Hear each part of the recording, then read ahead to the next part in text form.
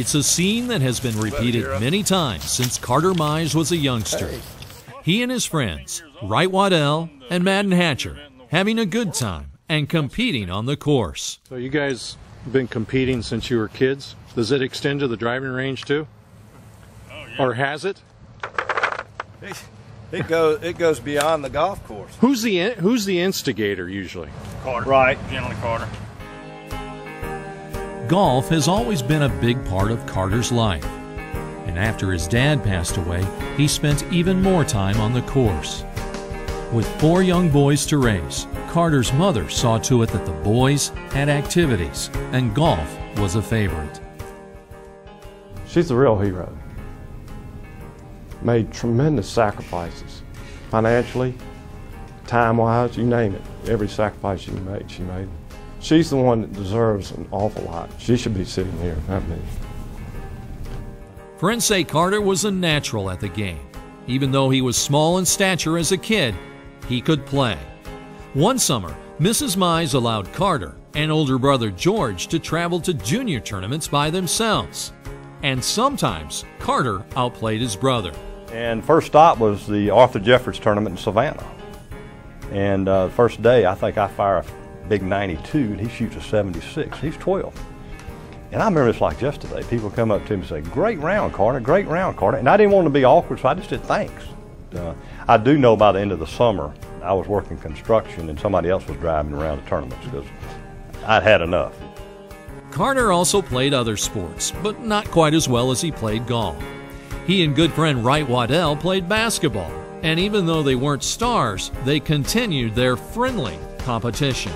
We were on the same freshman basketball team at Hardaway High School, and I think both of us cumulatively got in about 20 seconds for the whole year. And he got the opportunity with 20 seconds, so he got fouled, and he had the opportunity to shoot a free throw.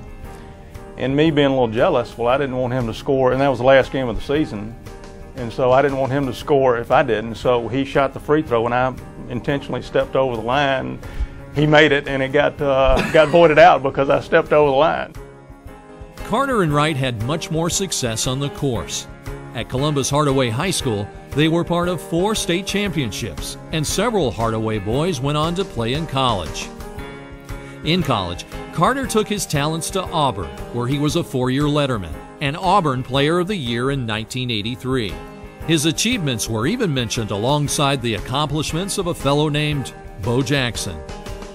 It looked like golf was going to be the focus of Carter's life, but he made a serious decision that affected the rest of his life.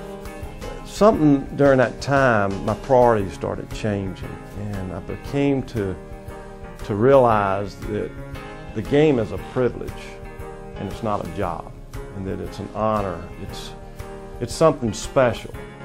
He decided to focus on his family, his wife Jay, their children, and his career. And once I sort of put it in the right order from a priority standpoint, the performance, the results, they started improving. With his priorities set, golf became fun again. He won 2 state amateur championships, the Southeastern Amateur twice, and he and Wright Waddell won the Georgia 4-ball 4 times. Oh, they're all special. You know, you look back on those days and again, you realize how fortunate and blessed you are to have that opportunity. In 1987, Larry Mize chipped in to win the Masters. On that same weekend, Carter Mize teamed with Madden Hatcher to win a 4-ball tournament in Dawson, Georgia. It didn't garner the same attention of Larry's Augusta win, but it was a dramatic victory for Madden and Carter.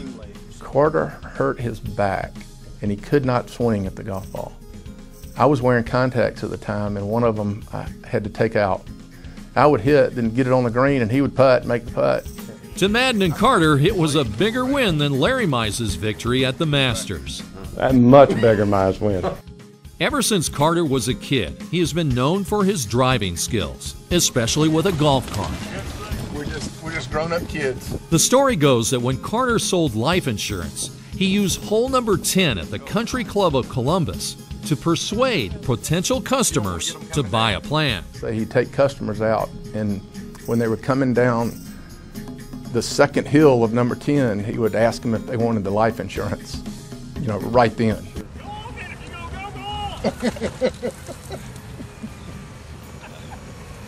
These new carts aren't any good. They've got automatic brakes. You did make some sales for life insurance? Oh, yeah.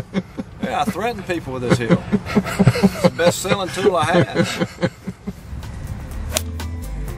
A Hall of Fame induction is an individual honor, but it's safe to say that Carter Mize has a few close friends along for the ride.